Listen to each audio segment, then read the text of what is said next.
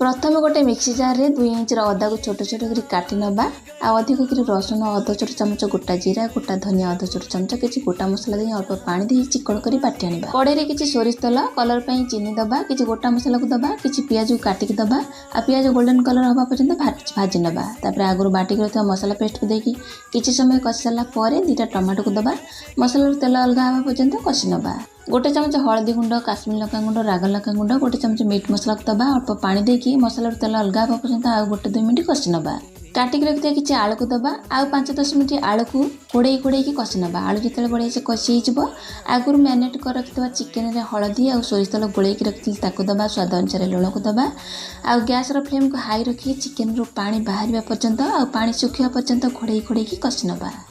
जिते चिकेन आलू बढ़िया से कषि जो किसी गरम मसला धनिया पत्र देवा कंचा लंका देवा कोड़े नबा। ये मुझे कंचा लंका पकेवा प्रथम भूली जाइए चिकेन पकेला बेले कंचा लंका को देकर कोड़े भाजीदेले आमर चिकेन आलू कषा पूरा रेडी।